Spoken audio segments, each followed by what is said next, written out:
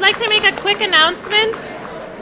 The two silent auction baskets were won by Kathy Hansen and Marilyn Rapplinger, so you can pick those up at the registration table at the end of the program.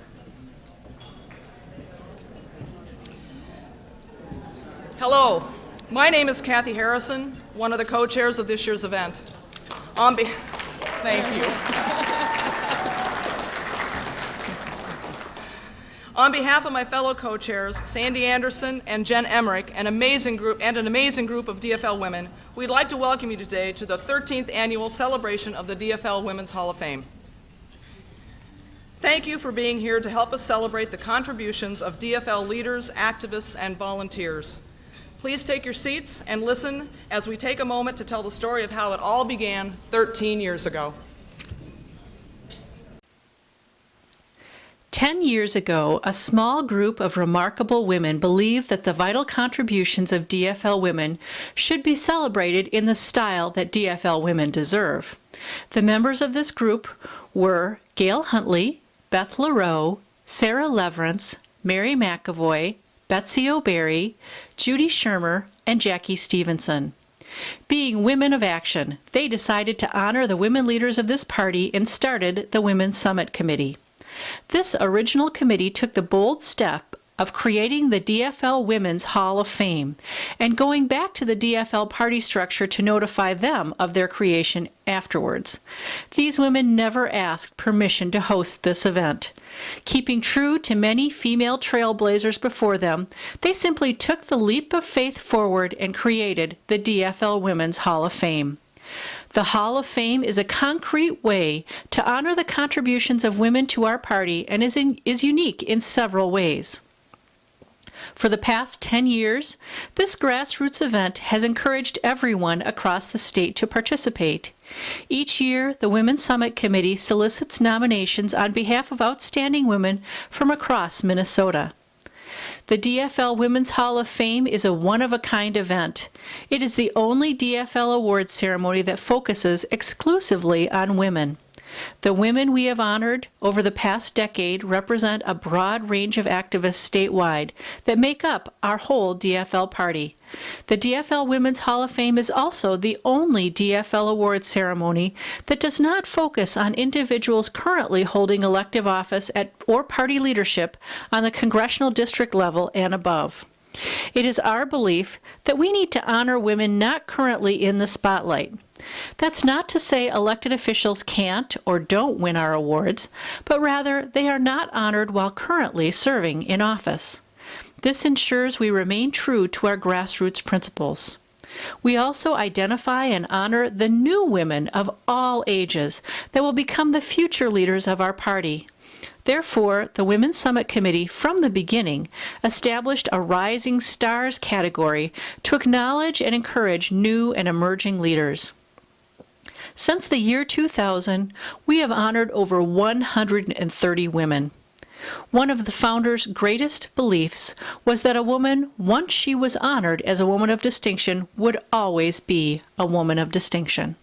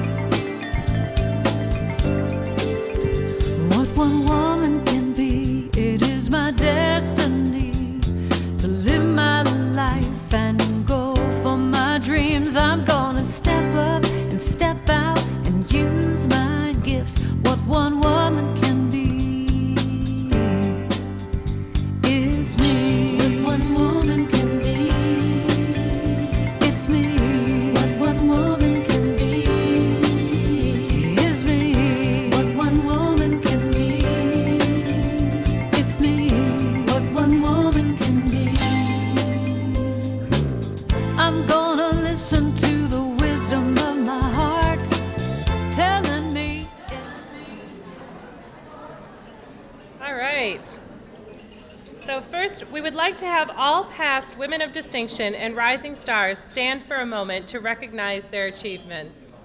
Would you all stand? Please stand.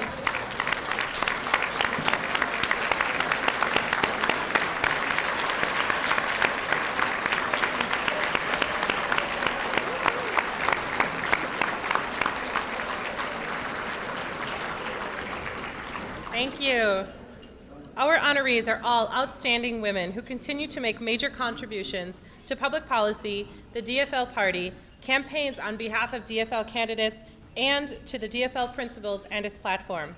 Thank you for your continued work and for continuing to make us proud DFL women. As we sit down to enjoy our meals today, it needs to be said that the Women's Summit Committee is a group that understands that the L in DFL stands for labor. We are at the Prom Center today because it is a union facility.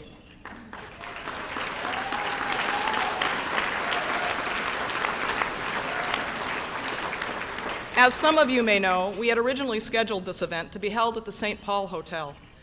1 week after we paid our deposit there, we found out that the hotel was challenging their contract and attempting to get rid of their union. After discussing the situation with the representative of Unite Here, Local 17, we decided to move our event, leaving a $2,400 deposit on the table. This was not a light decision. We fundraised just enough to cover our costs each year, with only enough left over for seed money for the following year's event. Recently, we learned that because we and others were willing to move our events, the hotel settled with the union for a better contract than they initially asked for.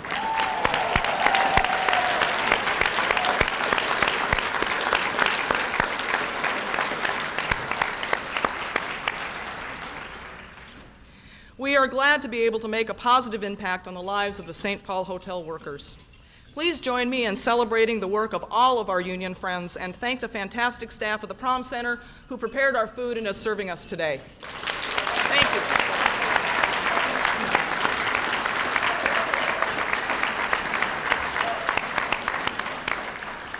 It's also important to take a moment to recognize our sponsors, because without them, this event would not be possible. Our ticket prices cover only the cost of your meal. It's the generous contributions of our sponsors that pay for our honorees' meals, programs, invitations, and scholarships. Our sponsors' names are listed in the program. Many of them are with us today, and we would like them to stand and so we can show our thanks for their generous support of this event. Please stand. Please stand.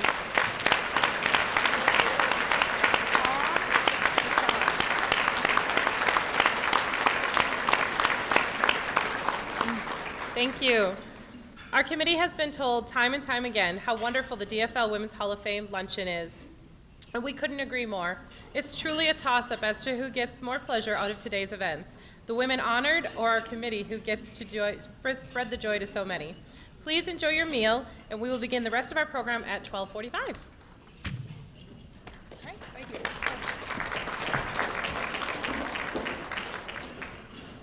Women in our party. Our women of distinction have worked for public policies consistent with our principles. Our women of distinction have opened doors and infused our party with new ideas and energy. Our winners today are, simply stated, women of distinction. The women on stage presenting the awards today are members of the Women's Summit Committee that have volunteered their time for months to make this event a reality today. In the interest of time, we ask that you hold your applause until we present our winners with their awards. Our first presenter today is Tammy Teskey-Austin, a 12-year member of the Women's Summit Committee.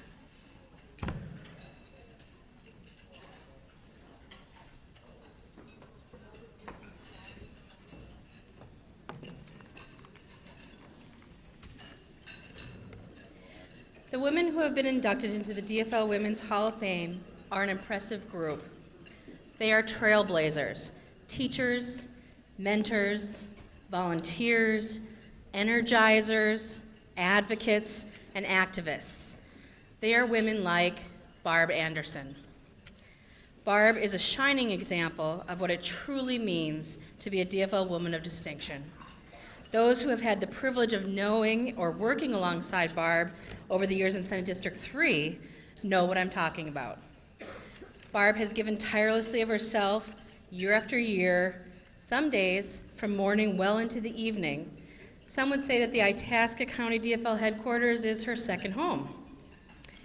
Barb is always busy, be it at the DFL headquarters, at home, or when she's out and about in the community. She's always working to advance progressive issues and promote and elect DFL candidates. Trying to keep up with Barb can prove to be a challenge. Everyone in Senate District 3 knows that if you want anything done, call Barb, and it will not only get done, but it'll get done right.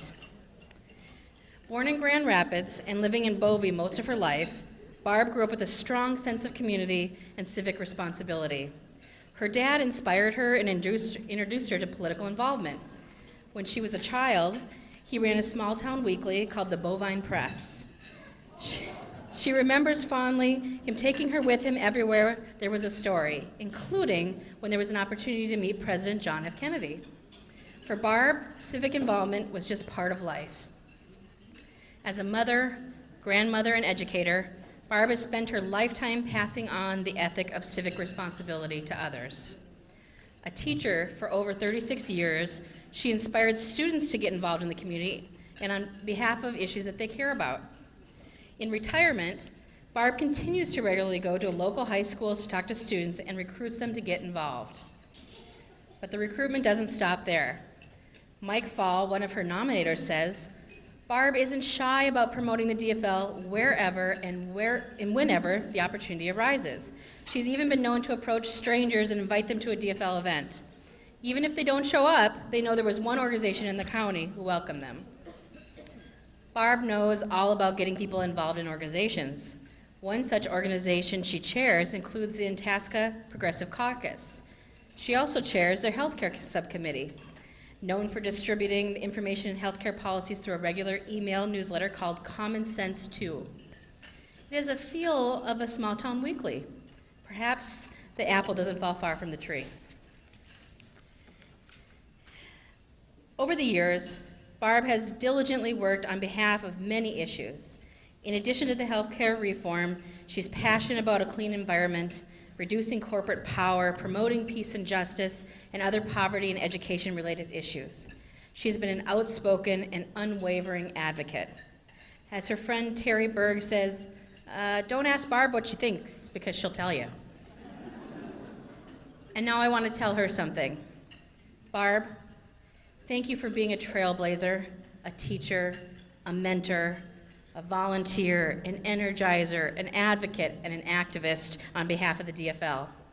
You exemplify what it means to be a woman of distinction, and it is my distinct honor today to welcome you into the DFL Women's Hall of Fame.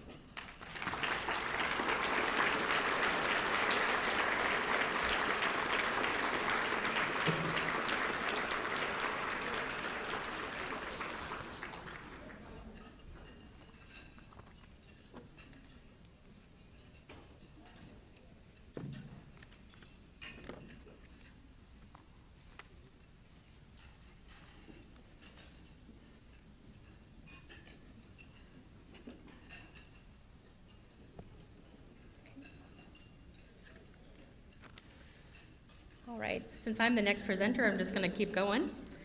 Activist and volunteer extraordinaire.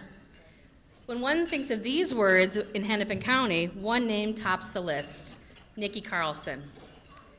This busy mother of two and owner of a successful consulting firm has given her time, energy, and endless commitment for over a decade as chair of the DFL party in Hennepin County.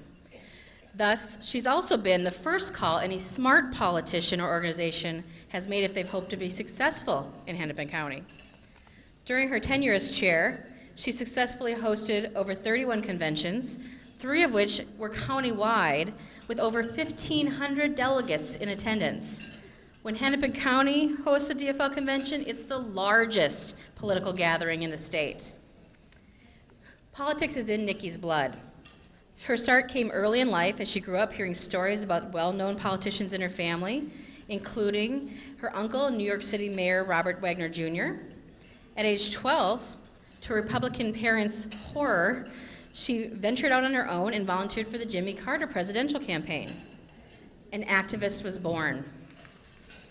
When Nikki attended college at Grinnell, she roomed with other young women who also had politics in their blood. Ellen Richards, daughter of then up-and-coming Texas State Treasurer Ann Richards, and Sue Rest, daughter of our own State Senator Ann Rest. With friends like that, there was no stopping Nikki from getting politically involved. In 1984, as a young college student, Nikki was successfully elected as a Mondale Ferraro delegate to the Democratic National Convention. And over the years, Nikki has continued to be involved with numerous campaigns, including volunteering for Paul Wellstone and running several of Myron Ortfield's campaigns. She has put her considerable organizing, communications, and fundraising skills to use on countless occasions and graciously opening her home for events to candidates seeking office. She's also found time, amazingly so, to serve also as a foster parent and become an active member of the Women's Environmental Institute, Fresh Energy, Citizens League, Sierra Club, Clean Water Action, Growth and Justice, the list goes on and on. In Hennepin County, when Nikki has served as Affirmative Action Officer, Associate Chair, and later elected as Chair of the Hennepin County DFL, serving a total of 12 years, making her one of the longest serving chairs in DFL history, and one of the most successful. When Nikki started out as chair, Democrats on the county board were powerless and in the minority. But under her leadership, Democrats have steadily won and won and won, perhaps creating her most important legacy, an enduring and long-lasting Democratic supermajority.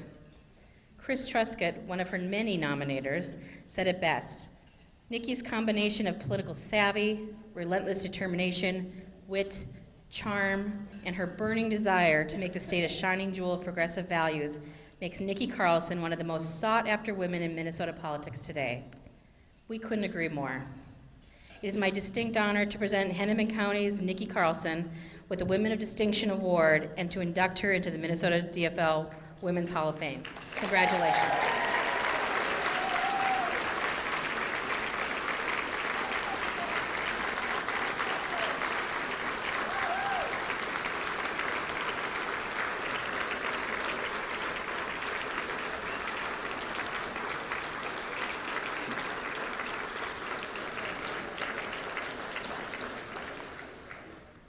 Our next presenter is Naomi Lund.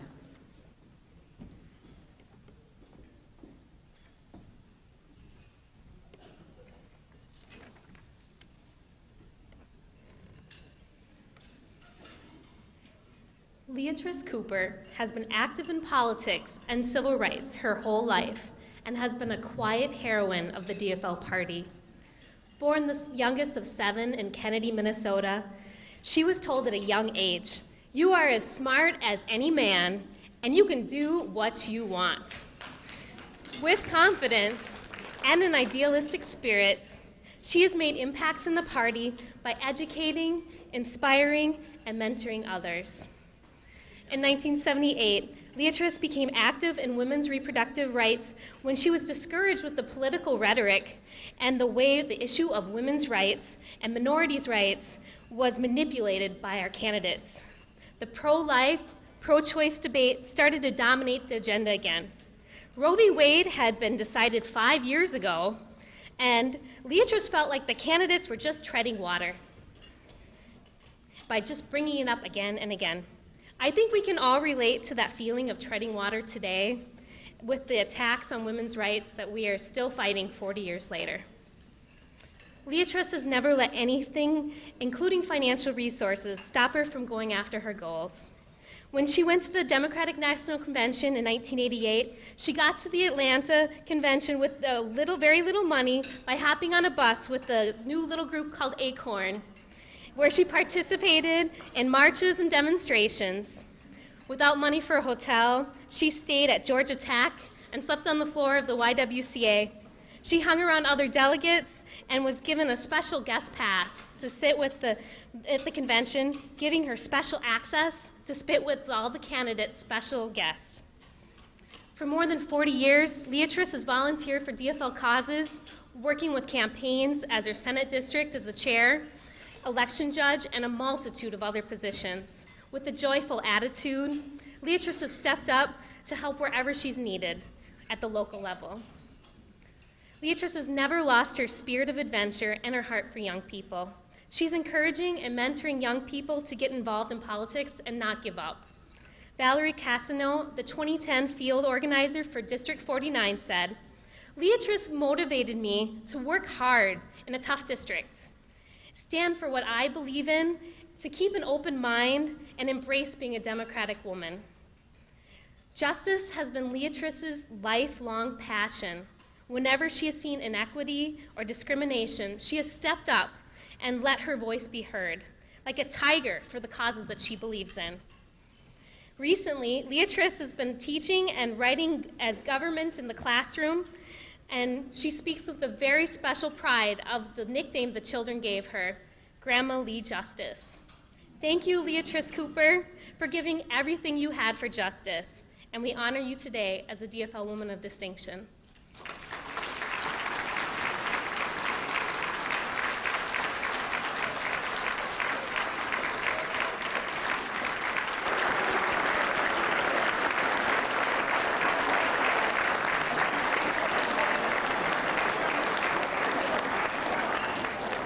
Our next presenter is Sky Miles. Never give up. Never give up.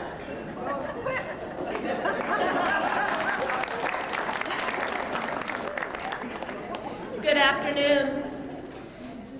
Diane Helly is a tireless volunteer who works to better her community. Her goals are very simple. She works to improve the lives of women, girls, and the needy in the Rochester community. She does this through her church and by actively working as a volunteer in the DFL. There is no volunteer job that Diane hasn't done or won't do. In fact, there are many in Olmsted County who think Diane Helly has never said no. She's willing to do anything to help people. Diane has a lot of technical skills that are very desirable in political organizing. She has a computer science degree from the University of North Dakota, and she worked for IBM Rochester for 32 years. She just recently retired and now is a volunteer full-time. Even with all her techie skills and computer knowledge, the skills that have impressed the DFL volunteers, political operatives, and the candidates in CD1 is Diane's humanity. She is a welcoming person who takes no one for granted. She is a one-woman welcome wagon who is always willing to explain the mysteries of the DFL. As stated by Bernetta Redding, after one afternoon with Diane, you absolutely know you belong. Diane stated her passion is to be an advocate for women. She actively encourages women to become involved in campaigns and has encouraged many new female participants in the political process. She remembers her first campaign for Rebecca Yanish. She was impressed by a strong woman who held her core beliefs. That and Diane really enjoys being busy. She is an active and busy volunteer, and if I listed all the groups she presently or used to work with, we would be here all day. The ones I want to mention, that she is presently the board member of Olmsted County League of Women Voters. She was the local president of the United Methodist Women. She is the current board member of the Rochester International Film Group. And she has been a volunteer for Saturday noon meals for the needy for the last 25 years. In addition to all of her social justice and community work, she is a very active volunteer with the local DFL party. I did mention she liked to be busy. She found she can be pretty busy with the DFL. It is common knowledge in CD1 that Diane is not one to miss a good DFL parade opportunity. In her constant motion, tireless dedication, and her wonderful focus on being an advocate for women, this makes Diane Helly a DFL Woman of Distinction.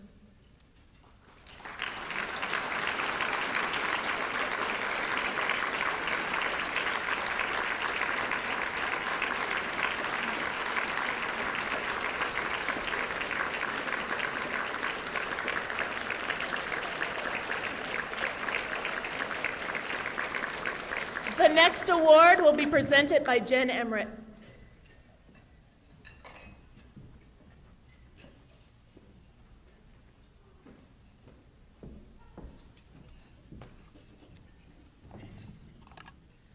One of the first things that you'll learn when you meet Kathy Kiefer is that she grew up on a farm.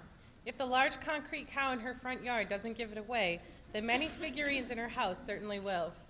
She and her family raised Holsteins down in Meesville, Minnesota. Back then, it was unusual for women to show cows, but that didn't stop Kathy. In 1949, she got to represent Minnesota at the National Dairy Association. She was the only girl showing cattle at the event, and she told me how her mom had to alter the men's uniforms so that they would fit her for the competitions. When Kathy told me that story, she said, "You should have seen the looks on the men's faces when I walked into that arena. I can only imagine." Kathy went on to graduate from St. Thomas University to become a teacher. For over 40 years, she taught special education in the Minneapolis School District. Even today, Kathy continues her involvement with the schools as a volunteer. For 16 years, she has volunteered 1 day a week as a storyteller. She told me how she likes to tell Aesop's fables and make lessons out of them for the children. Teaching children to read is something that's very important to Kathy. Helping the homeless is also significant. She is the secretary of the St. Vincent de Paul Committee in her church, and she recently helped out with a soup supper to raise money. They had Kathy sit at the donation basket and encourage donations. I can't imagine people saying no to her. During her time as an educator, Kathy relentlessly lobbied for legislation to better our education system. She has served as a secretary for her Senate district for 20 years. She also worked for the Neeson, Bernardi, Betzel, Tilbury, and Evans campaigns, and she often provided food for the volunteers. Those Tinklenburg volunteers were the best fed in Minnesota, I heard. Kathy also volunteers for Families Moving Forward. Her devotion to the cause stems from her passion to see people get ahead. You'll notice a theme in her volunteer activities, always helping people so they can advance themselves. During my conversation with her, she said that she truly believes in Paul Wellstone when he said, "We all do better when we all do better." Kathy Keither, you are truly an inspiration. Congratulations on this Woman of Distinction Award today.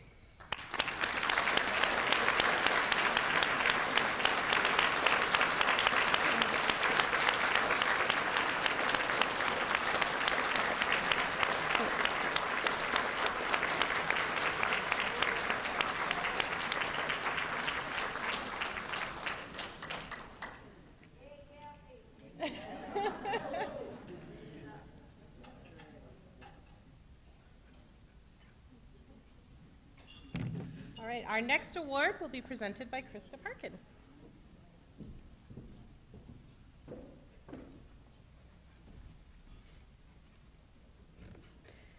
It's not easy being a Democrat in rural southwestern Minnesota, much less a woman leading a DFL party unit.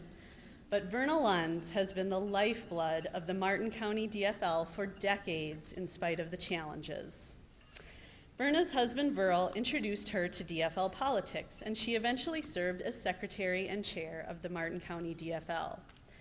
Now it should be noted that Martin County has a consistent 34% Democratic voting index, which means that for decades, Verna has recruited, supported, and soothed candidates who worked hard but continually came up short. Now that might discourage and dampen the spirit of some party leaders, but Verna never gave up and maintained an infrastructure for all DFL candidates in Martin County. If you ask Verna what her best political memory is, she will talk to you about the many candidates that she has been privileged to work with. Verna has fond memories of Fritz Mondale visiting Elmore during his 1984 presidential campaign, and she would eventually be a delegate to that year's Democratic National Convention in San Francisco. Verna also recalls Paul Wellstone introducing her and Verl to Bill Clinton. Now, Verna was then chosen as a presidential elector in 1996 and had the opportunity to cast her electoral vote for President Clinton's re-election. Verna also met Mike Hatch during one of Paul's early campaigns. Verna became a die-hard Hatch volunteer, serving as chair of his campaign for governor and treasurer of his campaign for attorney general. Now, Verna has truly been a trailblazer for women in Minnesota. She was one of 8 public members from across the state appointed to the Council on the Economic Status of Women by Governor Wendell Anderson. The council gathered information and ideas about the changing economic status of women in the state and then studied and recommended changes in administrative policy and legislation. Verna has also mentored countless party leaders and candidates. Attorney General Lori Swanson credits Verna as one of the first people to encourage her to run for public office and says that Verna is always available when she needs political advice. Verna has labored for decades in a vineyard that does not often bear fruit for the DFL, and thus is well deserving of our recognition as a DFL Woman of Distinction. Congratulations, Verna, and welcome to the DFL Women's Hall of Fame.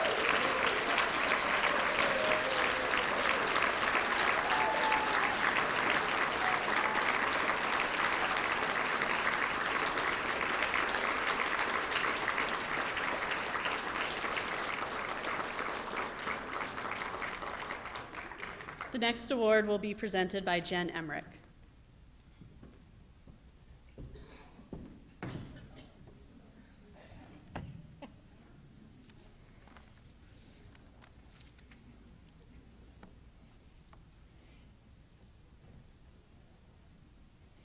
BJ Metzger is a firecracker, to say the least.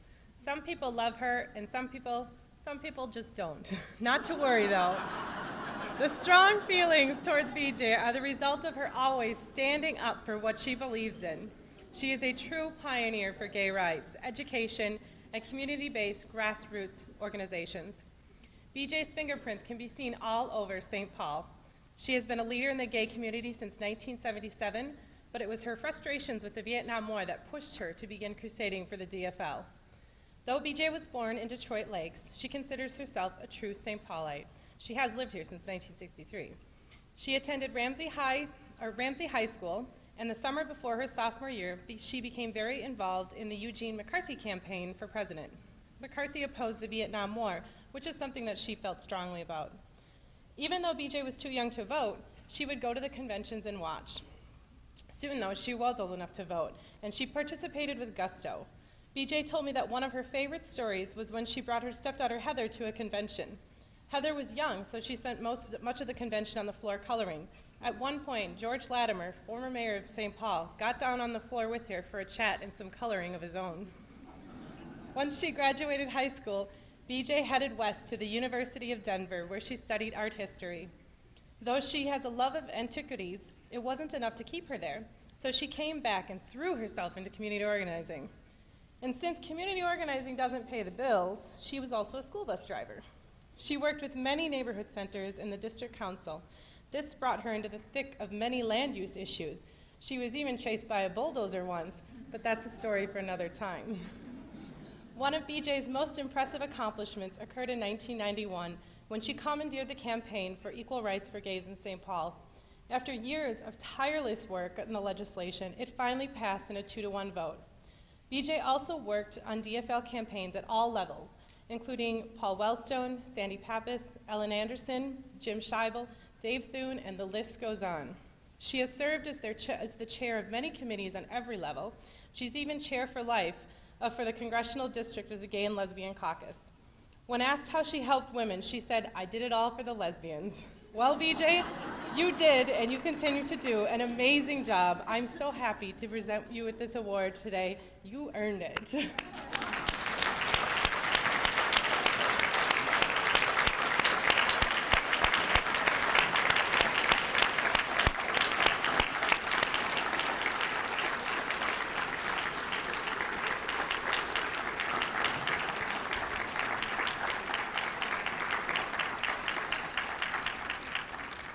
Our next award will be presented by Betsy O'Berry.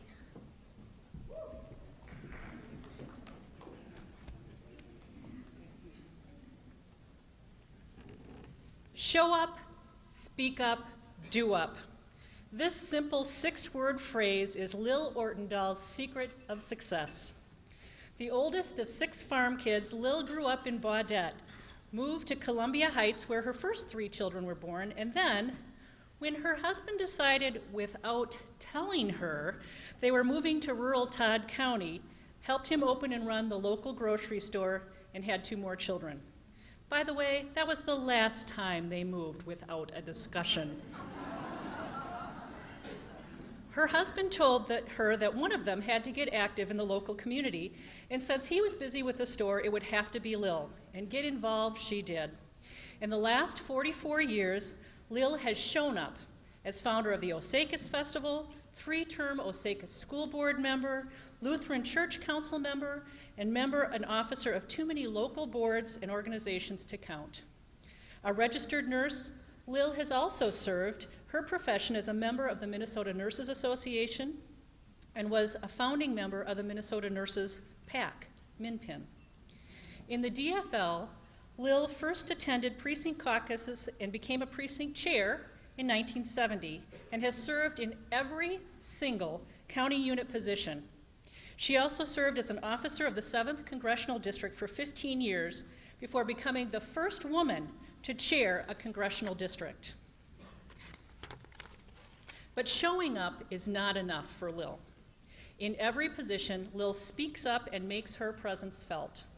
Nominator Ione Yates points out that she prepares diligently for meetings and asks questions. Ione says, sometimes the questions make people uncomfortable, but they aren't because she loves the sound of her own voice, but because she wants to know the answer or to make sure that policies and procedures are correctly followed. Most importantly, Lil feels that in addition to showing up and speaking up, you need to be responsible for something. In 1990, when she was on the Osaka School Board, the board decided they needed to replace their nearly 100-year-old school building. Lil served as the legislative liaison and lobbied at the Capitol for a maximum effort loan for a new school. She got to know who was important and who to talk to and who she needed as an ally. After many, many, many committee meetings, Lil noticed that most problems were solved during breaks instead of during the committee meetings. More than once, to be in on what was really happening, when a break was called, Lil hustled into the men's room, got in a stall, closed the door, and listened to the deals being made.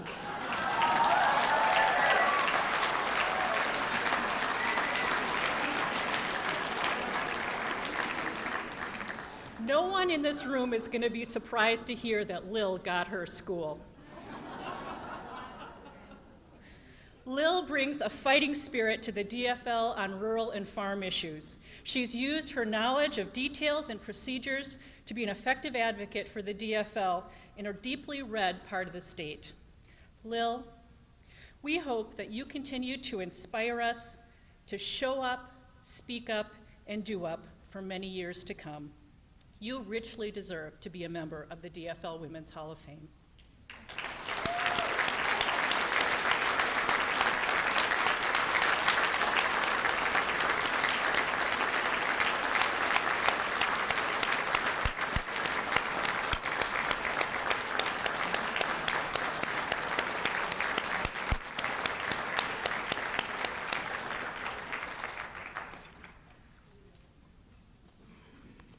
Our next presenter is Sky Miles.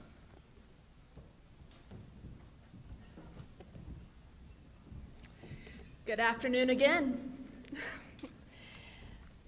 Marilyn Rapplinger was born and raised in Keswick, Iowa, a tiny town of about 200 people. Her family was not overly political, but they were very civic-minded. She remembered collecting Roosevelt savings stamps during the war, and she really liked school.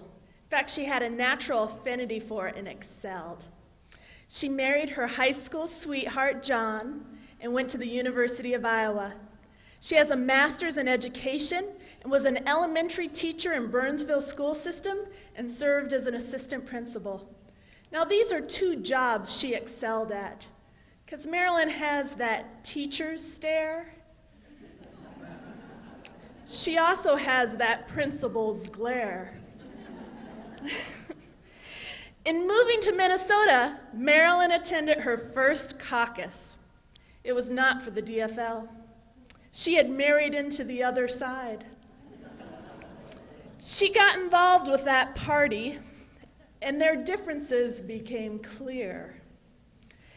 At the next level, they lined up all their delegates and actually went down a checklist of core beliefs. As they went down this list with Marilyn, women's right to choose, education, ERA, it became very clear to her and to them that she was with the wrong party. They excluded her for thinking and sent her home. Well, when she came home, she told John, "I don't care what you do, I will never bleeping go back there." Marilyn soon got involved with the DFL, and she found a party that shared her core beliefs about thinking. She and her husband John are active and tireless volunteers. They have a wonderful home in Lakeville filled with pictures of their lifetime of activism in the DFL party. She is the winner of the Hubert Humphrey Award for DFL volunteerism, and she can tell you a lot, and I do mean a lot, of campaign stories. I will tell you that some of my favorite is when she was mistaken as Geraldine Ferraro in the 1984 election. And she told me a story, and kind of teared up, how she had a fundraiser with fellow educators at her home for Paul Wellstone. All these things make Marilyn a very special DFLer. Her strong advocacy for women issues, though, are sublime. She's a longtime member of the National Organization for Women. She was on their state board for Minnesota. She helped establish the Minnesota Valley Now chapter in her area, and she served as chapter president. She's been involved with the Women's Foundation of Minnesota and in the Women's Consortium.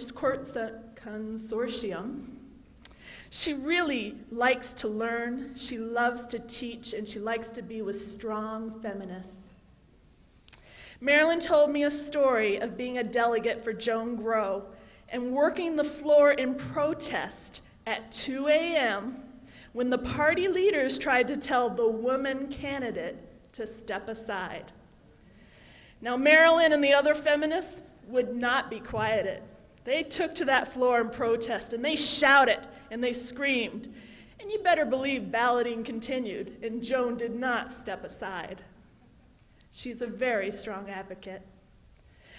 She has devoted her career as an educator to improving the lives of women, children, and families in her community, and I am incredibly honored to name Marilyn Rapplinger a DFL Woman of Distinction.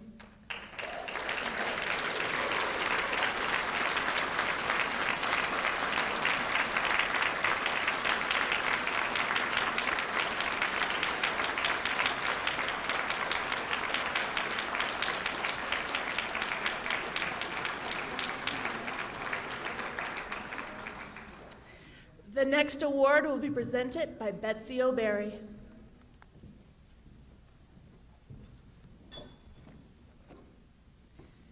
Well, each of our honorees has their own reasons for getting involved in the DFL, but a recurring theme that I find is women who've had enough and just can't take it anymore. That was my case with Tad June. Event chair Kathy Harrison finally got involved because of Michelle Bachman. And our next honoree, Dolores Voorhees, got involved because she had had enough of our local representative, one of our local representatives in my district. Someone we've known was a bad egg for years, but many of you probably just learned about him last year. Representative Tom Hackbarth. Yep, the same one who was arrested carrying a concealed weapon in the Planned Parenthood parking lot while stalking a woman he had dated one time. Dolores says that her DFL journey and life journey as well have come full circle. She has always been an activist for peace and justice. Dolores' first memorable political act was when she spent a week in a Mississippi jail in 1963 for attending a white church service with a black girl. Now, don't you think that would put you in jail for a week? Although she was active at a young age, Dolores took time off from politics to pursue her career and raise her children while being a neighborhood activist in all the various places she lived, New York, New Mexico, and Minneapolis. She also spent a year in Spain and said her experience with single-payer health care there has inspired her to fight for it here. In retirement, she moved back to the same house in St. Francis that she lived in as a teen. Dolores says that her life has come full circle and she has found her political voice again. As a person who lives in her Senate district, I have to say what a powerful voice that has been. Dolores decided to raise the profile of the DFL party in our very red district, and she has followed through to set up a monthly issue forum as part of the monthly Senate district meetings, set up a phone tree to increase communications in our district, chair an annual fundraiser at a local winery that has become one of the most popular party events in Anoka County, planned and coordinated precinct caucuses, and then overseen data entry for the entire district. Because of her efforts, Senate District 35, not even her district anymore after redistricting, was able to successfully hold the earliest convention in the state with all delegates contacted timely and candidates to fill all open spaces. As she did these things, she also volunteered for campaigns at the local, congressional, and state levels, volunteered at the county fair, game fair, other progressive organizations, and has been the go-to person for all things DFL in western Anoka County. And most importantly, Dolores has done it all with a smile on her face and cheerfulness that inspires the rest of us to step up and join in. Nominator Lori Ullman put it best when she said that Dolores inspires you to do your best, keep pushing forward, learn from others, and always, always have something nice to say. We are fortunate in the DFL party to have a few humble leaders like Dolores Voorhees, with good ideas and the focus and determination to follow through with them. Dolores, for all your efforts, we are honored to include you in the DFL Women's Hall of Fame. Congratulations.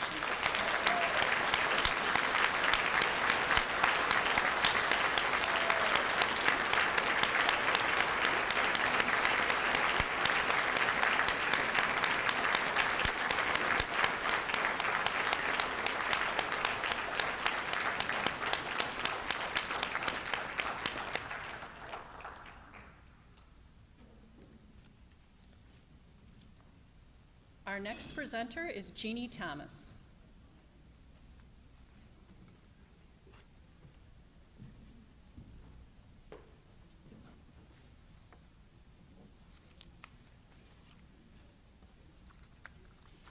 Stephanie Walken has been active in Minnesota politics since James Oberstar ran for Secretary of State against Joan Grow. She also worked hard on the Hubert H. Humphrey presidential campaign. Stephanie said, "I came close to funking out of college my freshman year because I worked more on the Humphrey-Muskie campaign than I did on my studies." A typical reaction. While working in the U.S. Senate, Stephanie read a 1973 article in Time magazine called "The Good Life in Minnesota." A year later, she was living in Faribault and attending her first DFL bean feed. It was love at first sight, or first bite. For many years, Stephanie has edited and wrote resolutions that made up the platform for the Minnesota Education Association and Education Minnesota. These resolutions were presented to the DFL precinct caucuses, encouraging women and children's rights. Stephanie has been asked to present training sessions that encouraged involvement in the democratic process. To do this, she not only presented in numerous states within our borders, but also traveled to Serbia and the Republic of Georgia to bring the message. Sue Vento says, "Stephanie is a great example of a DFLer in her community. She is committed to many important committee causes. Most recently, Stephanie organized women to financially support the East Side Learning Centers, a program affiliated with Neighbors House on the St. Paul East Side that assists school-age children and their families who are at risk economically and educationally. Stephanie also served as a mentor to new education staff members. One of her recent mentorees, Glenda Crank-Holsey, says, "Stephanie helped develop a curriculum to teach members of Education Minnesota about the history of unions and the American Union movement. Our shared legacy training is available to the new staff members and help them to understand the contributions that union has made to better teaching, learning, and working conditions in Minnesota." In her job with Education Minnesota and Minnesota Education Association, Stephanie has helped local leaders become active in their local unions as well as in politics. I can remember her saying an often heard quote, "All educational decisions are political decisions." She encouraged those she was working with to get active, to help the field of education and women. It is my pleasure to introduce a new DFL Woman of Distinction, Stephanie Wolken.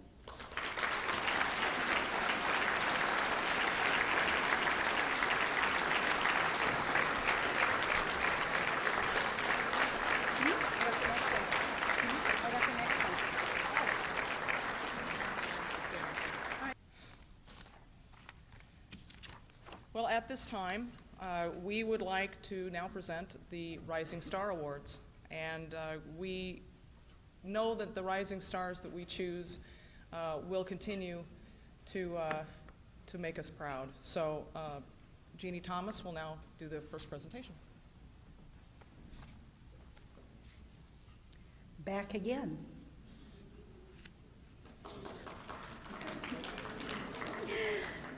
When Senate District 56 activists think of the word volunteer, they think of Michelle Losey.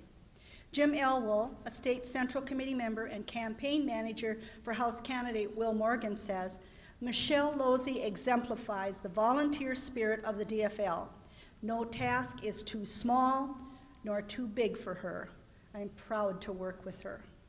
The hallmark of Michelle's volunteerism is a focus on every detail of the task and carries out each of these jobs with great efficiency and dedication.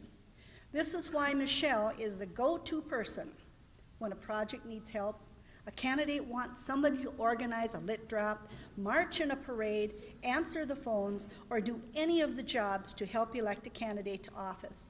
They know Michelle will be there. Michelle is an active member of the Sierra Club, working to preserve our environment, and has worked with NARAL on women's issues. We know this because she always sees to it that we have recycling bins wherever we meet. Those who know Michelle respect her for her integrity and strong beliefs. Kathy Farber, former chair of Senate District 40, states, Michelle exhibits a kind of quiet dignity.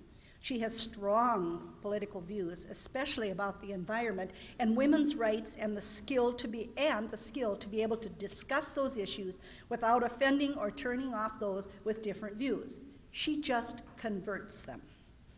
When asked why she's got involved in political action, Michelle said, I am an issue person, but I wanted to work to elect people who would put those issues into legislation. And so began her journey into politics. She has worked as a treasurer for candidates since 2002 and continues to this day as a treasurer for Will Morgan's House campaign. She also helps other new campaign treasurers work through the paperwork and the forms required by the Campaign Finance Board. In addition to her campaign, she holds positions in the Senate and Congressional District, from precinct chair to secretary to congressional district to director. Michelle has excelled at every job that she's held. Michelle is a dedicated, hardworking, dependable, and articulate person, a true rising star.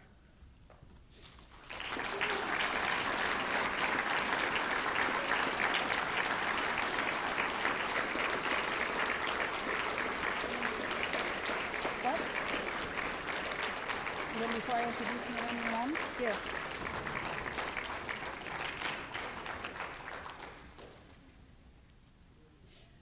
Our next presenter is Naomi Lund.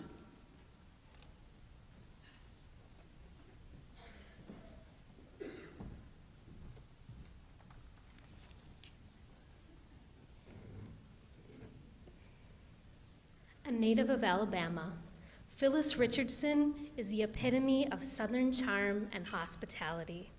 She's made impacts in her Senate and congressional districts, engaging and inspiring Democrats to get involved. We are lucky that she was transplanted here to Minnesota 24 years ago with her husband's work, but she still has very strong ties to the Southeast, so we might lose her. Besides voting the right way, as she phrases it, Phyllis started getting more deeply involved in DFL politics with Wendy Wild's candidacy. Living in the 3rd District, which leans Republican in every election, she didn't think anybody should be able to walk away with an election without a fight. One of her fond memories of that election was almost getting arrested by starting a traffic jam, standing on the highway overpasses for 494 and Highway 55 for signs for the candidate. During the 2004 and 2008 elections, Phyllis was a part of a group called the Plymouth Fairy Godmothers. This group brought food every Monday to go-to-vote locations and were affectionately known as the Food Fairies because she had healthy food for the volunteers. After months of pizza and junk food, it was a very welcome change to the volunteers. Phyllis co-leads a Plymouth progressive group that is attended by 20 to 50 people every month and draws renowned speakers. Attendance has increased to about 40 people a month and is one of the most active DFL links in the state. She's always at the reception desk, greeting the attendees. As Senate District Chair, she has been knee-deep in the process of redistricting and is now very involved with her new District 44. She's also served as a CD3 as a fundraising and budget secretary. During a recent convention, they only had 2 weeks to pull together a cohesive convention after the new redistricting guidelines were announced by the state. In the spirit of rebuilding, as head of the arrangements committee, they put together a theme for the day's events, and it was reflected throughout the convention. Like Phyllis says, a party with the theme is just more fun. When Phyllis talks about getting more involved in politics, she has this advice for others. Take a chance on opportunities that come up, and don't let your first reaction be no. People ask you to be involved and do something for a reason. They may see something in you that you may not see in yourself yet.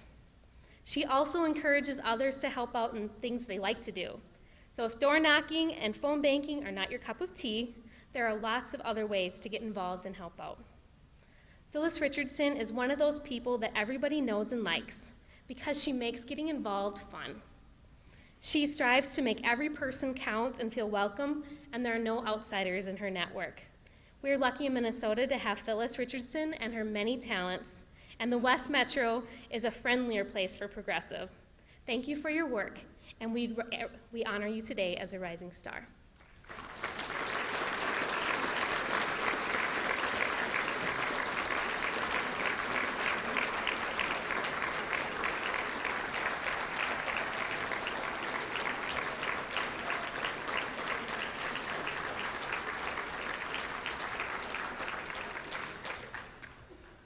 Our next presentation will be given by Nancy Schumacher.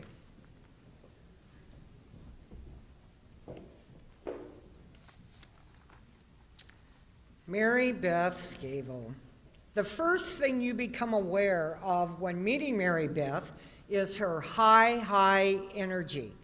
Looking back to her days in Michigan, where her husband was teaching, and learning that she drove 160 miles round trip to finish her degree would not surprise her friends. She has always been that dedicated. As a high school exchange student in Mexico, the love affair with the Spanish language, ethnic studies, and English as the second language began.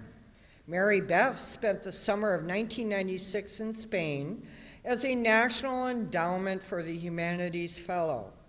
Yet in all of her time spent out of the U.S., she is most proud of being an ambassador for democratic principles. Mary Beth credits her family as instilling the ideals which she happily spreads to every person she comes across. Mary Beth has fond memories of watching the Democratic National Convention and still watches them bell to bell today. With her 3 granddaughters at her side, it's easy to imagine Mary Beth gently instructing them of the mechanics of how conventions work. She has been a member of the school board and president of PTA, an active member of parish council, volunteer with ESL, and helping immigrants to pass the citizenship tests in Minnesota. Patty Wetterling is her heroine for Patty's work with children and education. When Patty ran for Congress in the 6th CD, Mary Beth enthusiastically joined the volunteer campaign. Once involved with the DFL, she didn't stop after the election was over, just kept on going. As a retired school teacher, Mary Beth has entered her third, or maybe is it her fourth career. She is precinct chair, SD 37, formerly 51, CD 6 director, State Affirmative Action Commission delegate, State Convention nomination delegate, volunteer coordinator for Alice Johnson's campaign. Before she retired, Mary Beth was active with her teachers union and is grateful for learning some organizing techniques while involved. At the 6th CD Winter Carnival, Mary Beth concentrated on organizing children's games that were a huge success. The DFL is a family group. She has volunteered with Women for Obama, high school voter registration drives, door knocking, calling, local candidate races, on and on. When I asked this articulate former teacher what she does to relax, there was a long pause. Finally, she suggested book clubs, walking her miniature schnauzer, yoga and meditation. She reads Spanish newspapers, watches Spanish TV to keep up on current affairs in the Latin world. However, Mary Beth immediately launched on to talking about her next project. There is no stopping this wonderful, witty DFL rising star.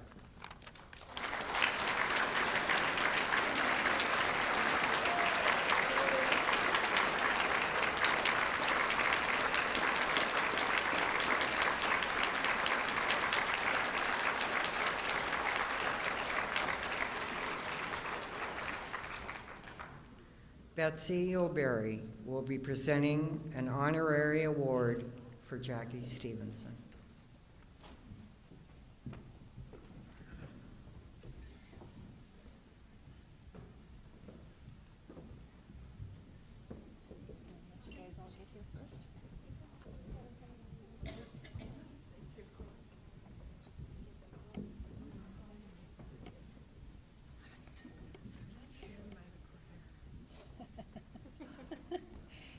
When I was asked to talk about my friend Jackie Stevenson for this luncheon, I thought, this is impossible.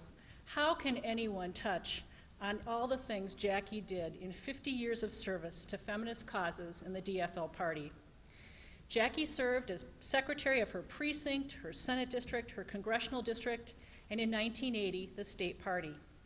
She, along with her friend Rick Nelson, was the keeper of the history of the State Constitution and Bylaws Commission, having served on the commission since the 1970s. She served as a 3-time president of the DFL Feminist Caucus and as a state director for 10 years before becoming a 3-term member of the Democratic National Committee. She was also a presidential elector, more than once. She was one of the 7 founders of this event and a member of Hillary Clinton's presidential campaign steering committee in Minnesota. Her activism brought her the title of Feminist Matriarch from Minnetonka by Lori Sturdivant in an article in the Star Tribune. While the list of official positions she held and committees she sat on is long, Jackie's true contribution to the DFL and her community was not because of a formal position. Her favorite title was Political Mother. Jackie relished the personal relationships and connections she made with so many people. While Jackie was certainly no pushover, while she was willing to fight for feminist causes and the rights of activists, and was occasionally feared by those that she opposed, she was also the person most likely to welcome and mentor new people. Longtime members of this committee have talked about how she got them involved and kept them active. Tammy Teskey-Austin relates how 16 years ago, as a college student, Jackie took her under her wing at a Democratic National Convention as a Democratic National Convention delegate and went on to get her involved in the DFL Feminist Caucus, this committee, as well as the Hillary Clinton presidential campaign. Sandy Anderson related her story of how 6 years ago, as a retiree, She volunteered for local DFL candidates just once, and how Jackie welcomed her and found ways to keep her coming back, most recently as Jackie's driver. At her memorial service on May 1st, State Representative John Benson, Mayor R.T. Ryback, Senator Terry Bonoff, and so many others talked about how she had befriended and mentored them and their families. The stories of her lifelong friends and bridge partners, and of her children, Scott and Leslie, and especially her grandchildren, Fiona and Gianni, who she cherished above all things, remind us of how Jackie was the connector who brought so many diverse people together. She loved to find others who had attended her high school or girls' state just as she had. One of the best things about this event is that we have a chance to tell our honorees how much they mean to us while they're still with us to hear about it. While Jackie is not here to hear this, I am so glad that State DFL Chair Ken Martin chose to recognize Jackie last spring with one of the party's highest honors, the Hubert H. Humphrey Award. Jackie reveled in the recognition. It meant so much to her to be recognized for the work that she had done for the party. However, she did not take that as a career-ending accolade. As some in her generation would say, she died with her boots on. On Saturday, April 21st, she was in the middle of her annual plant sale benefit for her Senate district, had recently chaired the Senate District 66 convention, and was a key activist for the Brian Barnes campaign for Congress, and had had a late evening phone conversation with her friend Don Jarobsky. On April 22nd, we were expecting her to be at a planning committee meeting for this event, when we learned that she wasn't coming and wouldn't be here again. The key focus for this event is on our honorees. We have a rule that all current committee members are not eligible to be considered for this award. Megan Thomas, so since Jackie was on the committee from its founding, she was never eligible. Megan Thomas told me at Jackie's memorial service that the only way that Jackie would ever be honored at this event was posthumously, because she would never have given it up. Could I have a show of hands from people in this room who knew Jackie or were influenced by her? Look around. That's a lot of personal contact for one person. Our best way to carry on her legacy is to become friends and mentors to others, and that is how I choose to recognize Jackie. Her son Scott and her daughter Leslie are here today to accept the award on her behalf.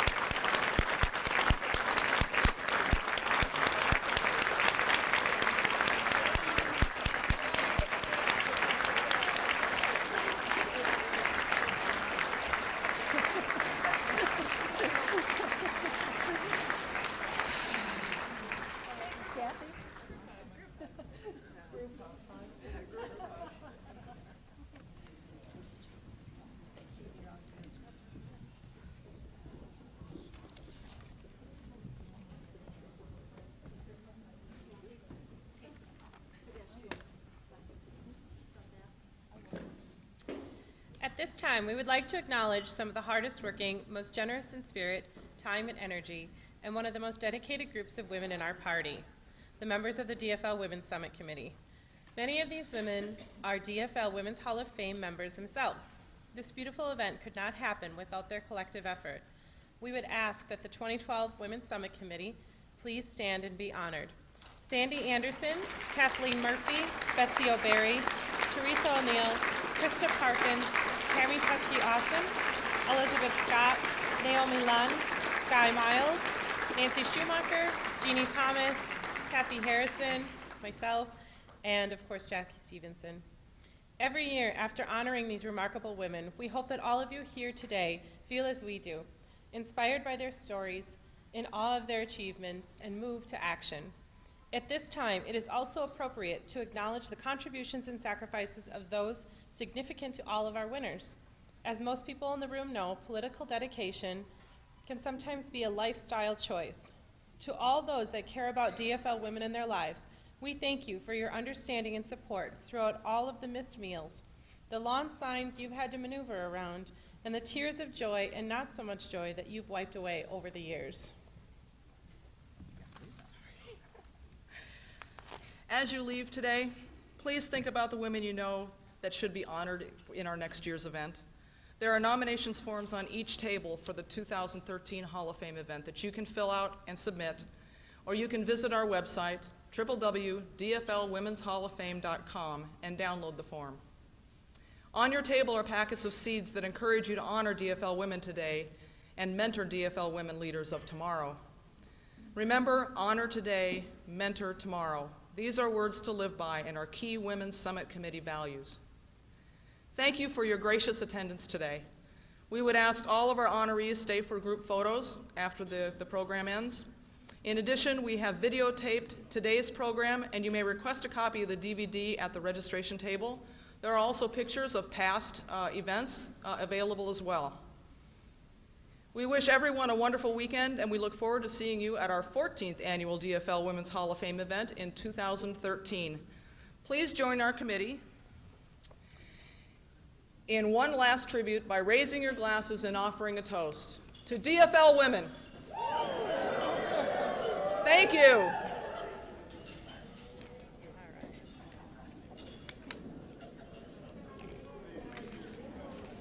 Oh, wait. We already announced it. No, but you didn't.